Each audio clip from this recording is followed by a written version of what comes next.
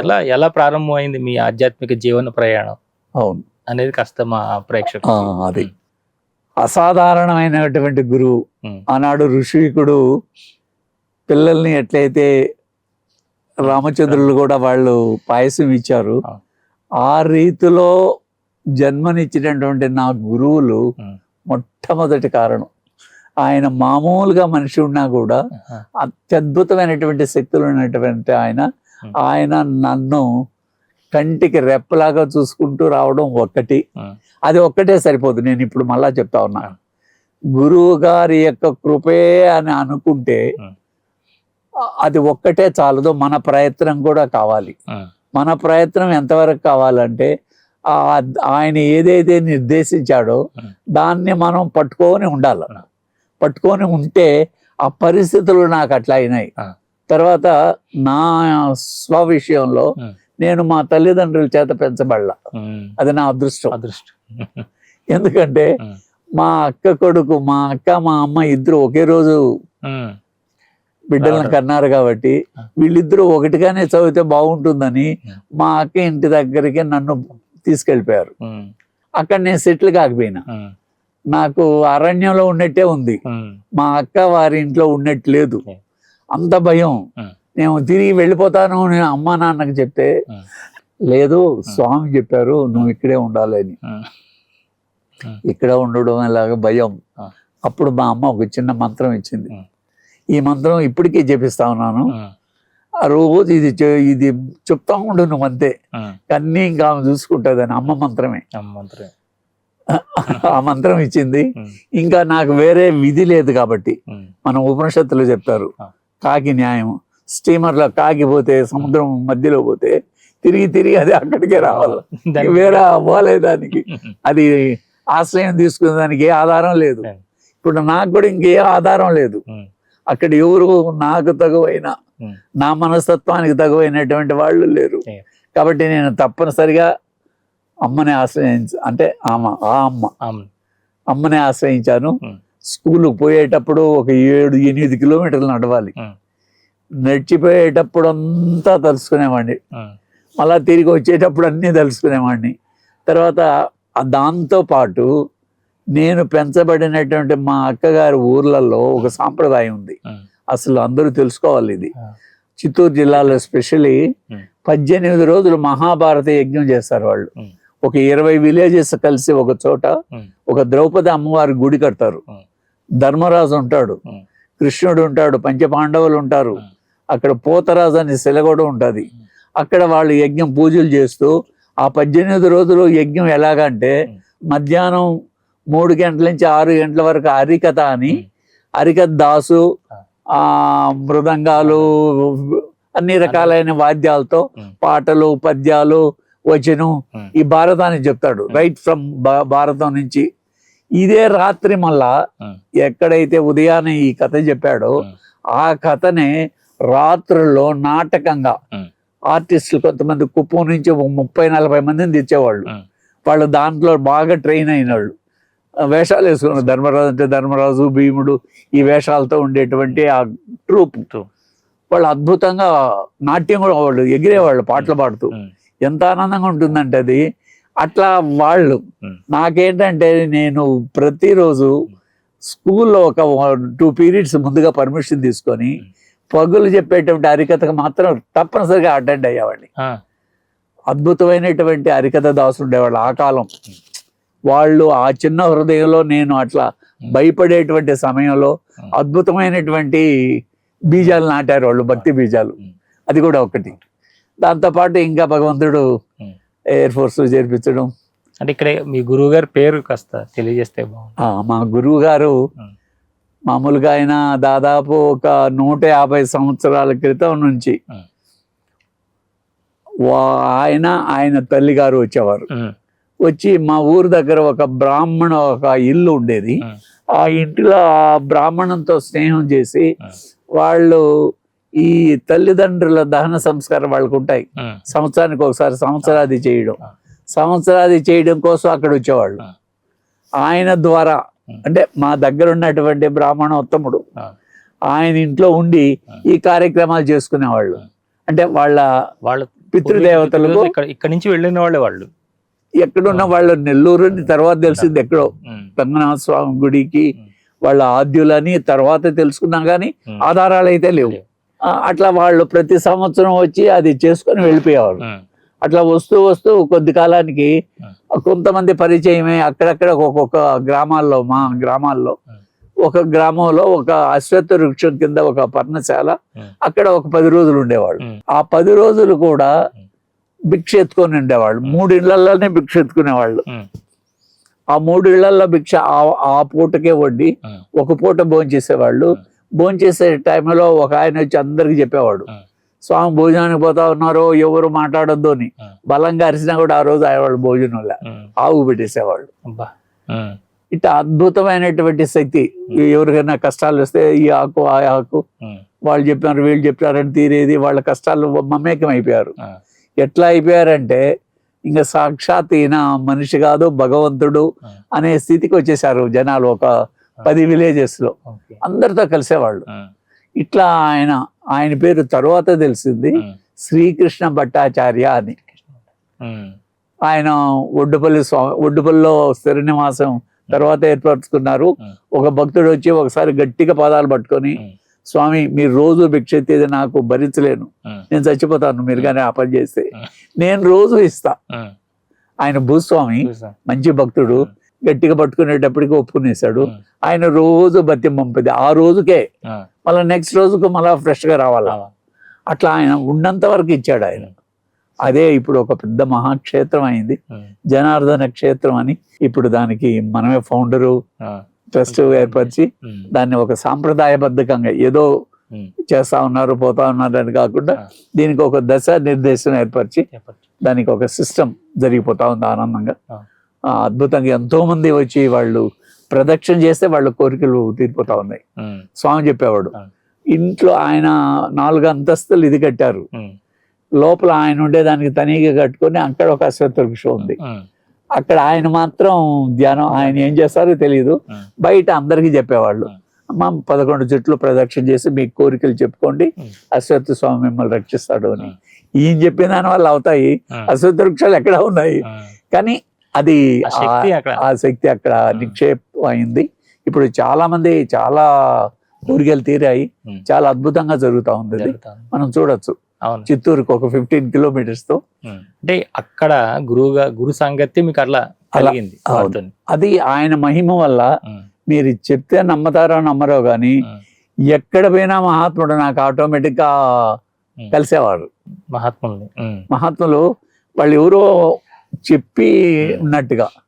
For example కలకత్తాలో ఉన్నప్పుడు చిన్మయానంద, రంగనాథానంద స్వామి, Ramakrishna machine, తర్వాత పెద్ద పెద్ద స్వాములు, వాళ్ళకి పోయి నమస్కరిస్తానే ఆనందంగా వాళ్ళు ఆహ్వానించడం, విషయాలు చెప్పడం, వాళ్ళల్లో ఉండేటువంటి అద్భుతమైనటువంటి ఆ దినచర్య అవన్నీ నన్ను బాగా ప్రభావితం చేశాయి. నేను ఎయిర్ ఫోర్స్ లో ఉన్నప్పటికి కూడా ఒట్టి పళ్ళు పాలుతోనే ఉన్నా కొద్ది కాలం. నేను కాలేజీ జీవితానికి వచ్చిన తర్వాత నాలో ఒక రకమైనటువంటి భావాలు వచ్చాయి. అవి మంచికో చెడ్డకో కానీ రెబల్, ఇది ఎందుకు అంటరానితనం, సనాతన ధర్మం అని చెప్పుకుంటూ వీళ్ళు అందరూ ఒకటే అని చెప్తూ, అందరిలో ఆత్మ ఉన్నారు అని చెప్తూ వాళ్ళని మాత్రం దూరంగా పెట్టడం. మాది పల్లెటూరు, బాగా ఎక్కువ ఉంటుంది ఈ అంటరానితనం. తర్వాత చాలా ఎక్కువ ఉండేది. పెద్ద పెద్ద వాళ్ళే కూడా చాలా అంటే చెప్పేది వేరు చేసేది వేరు అన్నట్టుగా ఉన్నారు. అవన్నీ నాకు మనసుకు విపరీతంగా అనిపించింది. వాటన్ని ఎదిరించడం మొదలుపెట్టా. ఎందుకంటే వివేకానంద లిటరేచర్ చాలా పవర్ఫుల్. దానివల్ల అంటే మనకంత శక్తి లేదో ఏమో కానీ మా బంధువులే వాళ్లే మాకు శత్రువులై ఇంకా ఆల్మోస్ట్ నన్ను అర్థం చేయడానికి రెడీ అయిపోయిన సిచ్యువేషన్స్ వచ్చింది. ఉంచకూడదు అనుకున్నారు మిమ్మల్ని అంతే. ఎందుకంటే వీడు చెడిపేస్తాడు, అందరినీ మార్చేస్తాడు. నేను హరిజని వాళ్ళు భోజనం చేసేవాడు. ఎందుకంటే ఇంత ఆర్థోడాక్స్ స్వామి వైష్ణవుడు, మడి అద్భుతంగా అంత స్ట్రిక్ట్ గా ఉండేవాడు. ఒక్కసారిగా ఇట్లా తిరిగాడంటే ఇది అనుకుంటే ఆ దశలో అప్పుడు మా హెడ్ మాస్టర్ భార్య రాఘవమ్మ అని, ఆమె ఇప్పుడు కూడా ఉంది ఆ మహాతల్లి. ఆమె చాలా దయ, కరుణ, ప్రేమ. ఆమె నన్ను బిడ్డలాగా ఉండేది చిన్నప్పుడు చదువుకునేటప్పుడు కూడా. ఆమెకు విషయం తెలిసి ఆమె, అయ్యో నాయనా నువ్వు ఇట్లా కాకూడదని వాళ్ళ భర్తనిచ్చి హైదరాబాద్ పంపి, వాళ్ళ అన్న పెద్ద ఆఫీసర్ ఆర్మీలో, ఆయనతో చెప్పి ఎట్లాగైనా వీడిని కాపాడాలి అని చెప్పి ఆయన ఎయిర్ ఫోర్స్ లో చేర్పించడం. ఎయిర్ ఫోర్స్ లో చేర్పించిన తర్వాత నాకు కూడా అనిపించింది, ఎందుకంటే మనం సమయ సందర్భాన్ని బట్టి మనం ఢీ కొనాలి, కానీ మొరుటుగా పోతే అర్థమైపోతాం. అసలుకే మోసం వస్తుంది. నాకు అది అనుభవపూర్వకంగా తెలిసింది. ఒక ఉద్యమానికి కానీ ఒక దేనికైనా కానీ దానికి తగువైనటువంటి ఆయుధాలన్నీ సమీకరణ చేసుకున్న తర్వాత ఇప్పుడు నేనున్నాను, అద్భుతంగా ఏదైనా చెప్పగలరు. ఇప్పుడు ఎవరు వద్దనే వాళ్ళు లేరు. అట్లా ఎయిర్ ఫోర్స్ చేరి అక్కడ వాళ్ళకు మంచి పేరు తేవాలని భగవంతుడు. ఎందుకంటే నేను ఇట్లా తిరిగి ఒక చెడ్డ పేరు వచ్చింది నాకు, వీడి టైప్ అయ్యాడు అని. దాన్ని మార్పిచ్చేదానికి భగవంతుని కృప ఏమో, నాకు అంత నాలెడ్జ్ లేదు, కానీ ఆల్ ఇండియా ఫస్ట్ వచ్చే ట్రైనింగ్ సెంటర్లో అది ఊహించడానికి వీల్లేదు. అన్ని రాష్ట్రాల వారు పోటీ. మన ఆంధ్ర రాష్ట్రం వాళ్ళు కనీసం నువ్వన్నా ట్రై చేయను ఆయన అని ఫస్ట్ ఇన్స్పిరేషను ట్రై చేయడం, భగవంతుడు అది ఇవ్వడం అద్భుతంగా జరిగిపోయింది. ఇంకా దాంతో నాకు ఇంకా గట్టిగా భగవంతుని మీద స్ట్రాంగ్గా నాకు కానీ నా డౌట్స్ క్లారిఫై చేసేవాళ్ళు లేరు.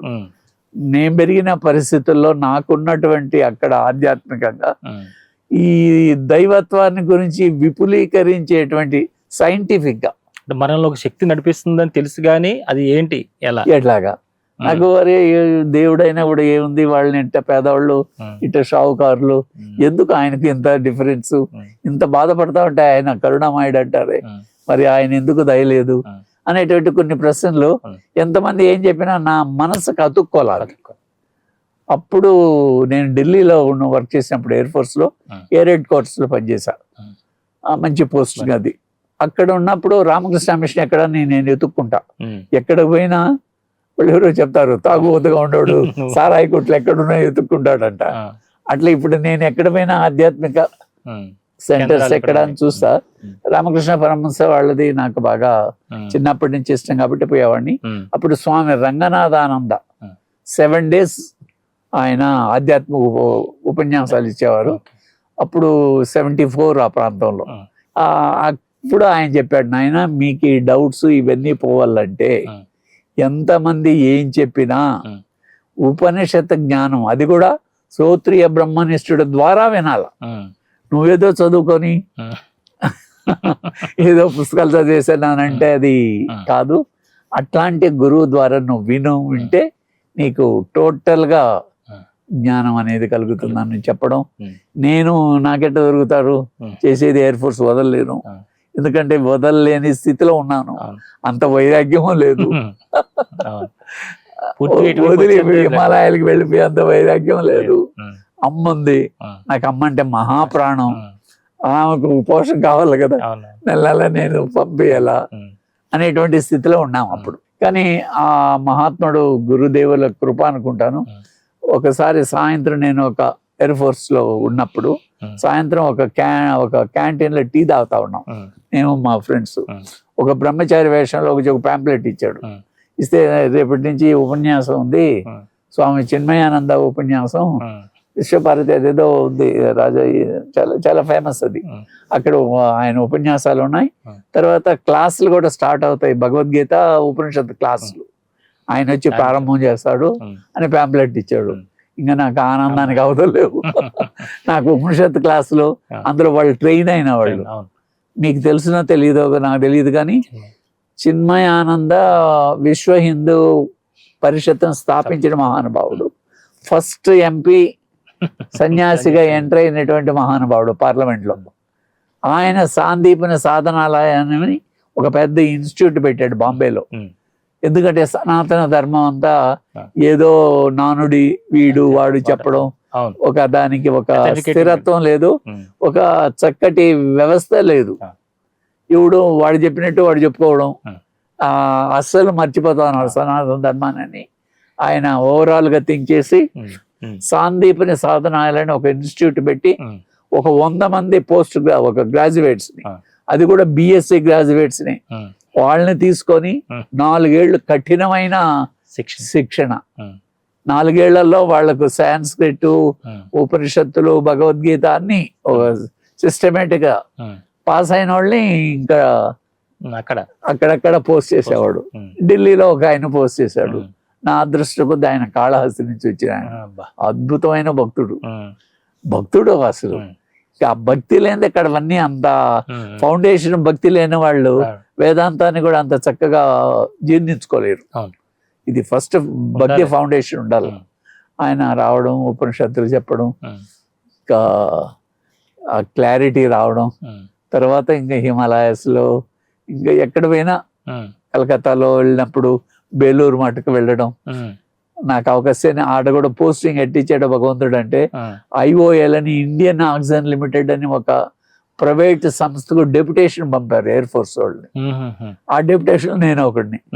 అక్కడ శని ఆదివారాలు హాలిడేస్, వర్కింగ్ అవర్స్ కూడా 7:30 to 1:30, తర్వాత ఫ్రీ. నాకు ప్లెంటీ ఆఫ్ టైం ఉంది. పూర్తిగా నేను ఆధ్యాత్మికానికి వినియోగించుకోగలిగే అవకాశం ఇచ్చాడు భగవంతుడు. సో శని ఆదివారాలు బెలూరు మెట్లు ఉండేవాడిని ఎప్పుడు. వాళ్ళందరూ బాగా పరిచయం. అందులో మనకు కొంచెం గురువు కృప కాబట్టి అందరు కనెక్ట్ చేస్తా ఉన్నాడు ఆయన. నేను అక్కడే ఉన్నాను. అట్లా కొద్ది రోజులు ఉన్నాను. తర్వాత నెక్స్ట్ కొద్ది రోజులు నేను నివసించేటువంటి రూమ్ దగ్గర రాజ్ బిహారీ అవెన్యూ, ఇప్పుడు కూడా నాకు గుర్తుంది, అక్కడ చైతన్య మహాప్రభు రీసెర్చ్ ఇన్స్టిట్యూట్ అని ఒక పెద్ద బిల్డింగ్ ఉండేది నాకు దారిలో. ఇది చైతన్య మహాప్రభు అంటే అందరికీ తెలుసు, నామ సంకీర్తన మహానుభావుడు, ఎంతో మందిని అద్భుతమైనటువంటి దివ్య శక్తులు ఉన్నాయి ఆయన. ఇదేదో బాగుందని పోయి మెంబర్ అయిపోయా దాంట్లో. రీసెర్చ్ ఇన్స్టిట్యూట్లో నేను కూడా మెంబరు. సరే నాకు కూడా టైం ఉండేది కాబట్టి ఇక కొంచెం బిర్లా బేలూరు మట్టన స్టాప్ చేసి ఇట్లా చైతన్యం దీనికి వచ్చా చదవడం వాటి గురించి. ఇక్కడ రీసెర్చ్ ఇన్స్టిట్యూట్లో మెంబర్గా ఉంటే వాళ్ళకు 2-3 days ఎప్పుడైనా నవద్వీపం మాయాపూర్ అని ఉండేది కలకత్తాకు ఒక 200 kilometers. ఆ చైతన్య మహాప్రభు పుట్టిన ప్రదేశం. అక్కడ వాళ్ళ గౌడీ మఠాలు ఉండేవి. వాటిల్లో మనం free accommodation, free lodging, boarding free ఈ మెంబర్స్గా ఉన్న వాళ్ళకు. నేను మెంబర్ కాబట్టి అట వెళ్ళిపోయా. ఫ్రైడే ఈవినింగ్ వెళ్ళిపోయాడిని. ఆ 2 days అక్కడ నామ సంకీర్తనలో అద్భుతమైనటువంటి జీవితం అది. అట్లా అవి అంటే ప్రతి ప్రదేశంలోనూ ఎవరో ఒకరు టచ్ అయ్యి. తర్వాత తారకనాథ్ బాబా అని ఒక ఆయన టచ్ అయ్యాడు. ఆయన ఒక దీంట్లో ఎప్పుడు మౌనంగా ధ్యానంలో ఉండేవాడు, చాలా వృద్ధుడు. కానీ ఆయన ఎవరంటే వాళ్ళు పోయేదాని ఆడ తలుపు తట్టి బాబా బాబా అని 3 సార్లు పిలిస్తే ఆయన ఇష్టం వేస్తే తలుపు తీస్తే వెళ్ళాలి, లేకపోతే వచ్చేయాలి. సరే వెళ్ళడం, నేను ఒక ఫ్రెండ్ ద్వారా వెళ్ళడం, ఫస్ట్ తలుపుకి ఆయన తీయడం. నేను మనసులో అనుకున్నా, ఇప్పటికి కూడా నిజం చెప్తా ఉన్నాను, నేను నిజంగా మీరైతే నన్ను మనువులాగా ఒళ్ళో తీసుకూర్చొని పెట్టుకోవాలనుకున్నా. నిజంగా నట్టే పెట్టుకున్నాడు. ఒక భగవద్గీత ఇచ్చాడు, నా దగ్గర ఇప్పుడు ఉంది. ఒక పూలమాల వేసాడు. నాయన నువ్వు పుట్టపర్తి బాబా దగ్గరికి పో, అద్భుతంగా నీవు రాణిస్తావు, వెళ్ళు అంటే నాకు తెలియదు మీరే చూడాలంటే సరిపో నేను చూసుకుంటాను అన్నాడు. నెక్స్ట్ తేజ్పూర్ పోస్టింగ్ రావడం, కలకత్తా నుంచి. తేజ్పూర్ అంటే అస్సాంలో, అది బార్డర్ ఏరియా. అక్కడి నుంచి ఇంకా ఫర్దర్ స్టేషన్స్ లేవు. అక్కడ నాకు ఎట్లాంటి యూనిట్, బాంబు డిస్పోజల్ యూనిట్ లో నేను ఒక వర్కర్. పైలట్స్ వచ్చి బాంబులు వేసి ట్రైనింగ్ చూసేది. నేను చిన్నగా అక్కడ మాకు న్యాయంగా అయితే అలౌ లేదు.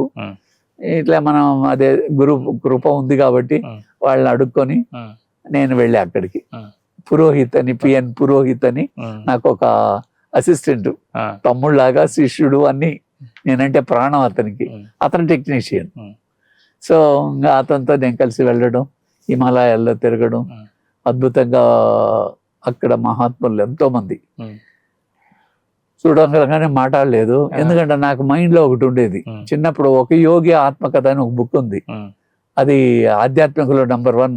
అది నేను 30 ఏళ్ళకు ముందే చదివి ఉన్నది. దాంట్లో లహరి మహాశయ అని ఒక గురువు, వీళ్ళకందరికీ గురువు ఆయన. ఆయన రైల్వేలో పనిచేసేవాడు. ఆయనకు హిమాలయాలో పోస్టింగ్ వచ్చింది. పోస్టింగ్ వస్తే ఆయన కూడా హిమాలయాల్లో తిరుగుతూ ఉంటే మహావతార బాబా ప్రత్యక్షమై మంత్రం ఇచ్చి దీక్ష ఇచ్చి క్రియాయోగం స్టార్ట్ చేయమన్నాడు. నాకు ఆ చదివి నాకు కూడా అట్లాంటి అవకాశం ఉందో ఏమో చూసా కానీ లేదు, మనకు లేదు. ఎవరు అలాంటి వాళ్ళు అక్కడ. కానీ సత్యసాయిని చూపించారు. సత్యసాయి నేను ఎయిర్ ఫోర్స్ పోయిన వెంటనే ప్రతి శనివారం భజన చేసేవాళ్ళు. ఎప్పుడు ఎక్కడున్నా ఒక పెద్ద వెంకటేశ్వర స్వామి ఫోటో ఉండేది. శనివారం చుట్టుపక్కల ఉండేవాళ్ళు, ఎవరైనా తెలుగు వాళ్ళు, హిందీ వాళ్ళు అందరూ కలిసేవాళ్ళు. ఏదో 4 పాటలు పాడి స్వామి తీర్థం తీసుకొని పంపించేవాడు. పక్కనే ఒక officer, air force Telugu officer వెళ్తూ ఈ భజన చూసి లోపలికి వచ్చాడు. వచ్చి ఆయన కూడా కొంచెం భజన చేసిన తర్వాత లాస్ట్ లో గట్టిగా అన్నాడు, ఏమయ్యా, సాక్షాత్ భగవంతుడు సశరీరంగా పుట్టపర్తిలో ఉంటే మీరు ఇంకా ఫోటోలకు దండం పెడతా ఉన్నారు, ఇట్టే అన్నాడు.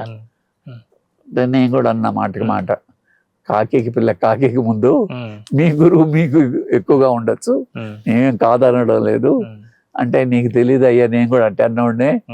ఇప్పుడు నేను ఆయనకు ముఖ్య శిష్యుడిని, నువ్వు ఒకసారి పో అని ఆయన చెప్పాడు. వెళ్ళిపోయాడు, పాపం వెళ్ళిపోయాడు, అది సరే. కానీ ఉదయాన కరెక్ట్ గా బ్రహ్మ ముహూర్తంలో కల్లో బాబా వచ్చాడు. బాబా నేను మిమ్మల్ని కొలవడం లేదు, వచ్చానంటే ఇది ఏం లేదు, ఇందా ఈ విభూతి తీసుకుని నీకు మంచిది జరుగుతుంది అని విభూతి ఇస్తే, విభూతి చేతిలో పెడితే ఐస్ లాగా ఉంది. నాకు కళ్ళనే తెలుస్తుంది ఇది అందరూ విభూతి ఇంత ఐస్ గా ఉంది ఇది. తర్వాత ఉదయాన్ని లేచిన తర్వాత మా భార్యకు కూడా చెప్పా, ఇట్లా డివైన్ డ్రీమ్స్ వస్తే నేను డైరీలో నోట్ చేసేవాడిని, ఎందుకంటే ఇది భగవంతుడి నుంచి వచ్చినవి అని. చూస్తే ఏదో చల్లగా ఉంది, ఈ విధంగా కనపడింది అంటే ఏమో మరి తెలియదు అనుకోవడం. ఆ రోజు సాయంత్రం కృష్ణ మందిరం ఉంది అక్కడ ఎయిర్ ఫోర్స్ స్టేషన్. దాంట్లో మన తెలుగు అతను commanding officer, group captain Chadha అని పేరు కూడా నాకు గుర్తుంది. ఆయన పరమ భక్తుడు షిరిడి బాబా సత్యసాయికి. సత్యసాయి నుంచి నేరుగా మీటింగ్ వచ్చాడు, ఇంటికి కూడా పోకుండా ఫ్లైట్ లో వచ్చి, నాయనా ఈసారి బాబా విభూతి ఇచ్చాడు, ఎందుకు ఐస్ లాగా ఉంది, ఇది అందరికి పంచండి అంటే నా కళ్ళు తిరిగిపోయాయి. నాకు స్వప్నంలో ఇచ్చినటువంటి విభూతి చల్లగా ఉంది, ఎప్పుడూ లేనిది ఈసారి చల్లని విభూతి ఇచ్చాడని చెప్పి మాకు పంచాడు. అంటే ఎంత స్వల్ప జీవి కోసం ఆయన ఎంత ప్రేమ, ఇలాంటిదని ముందే ఆయన ఇంటిచ్చి నా కోసం. లేదా నేను అంత చెప్పుకోదగ్గ వ్యక్తి కాదు. ఇంకా స్టన్ అయిపోయా. ఇంకా అప్పటి నుంచి ఆయన మిరాకిల్స్ చాలా విన్నాయి, ఒక బుక్కే రాయొచ్చు. అట్లా దగ్గర తీసుకున్న తర్వాత నేను రిటైర్డ్ అయిన తర్వాత కూడా సత్యసాయికి నాకు ఏదైనా డౌట్స్ ఉన్నా కల్లా వచ్చి ఆయన క్లారిఫై చేసేవాడు.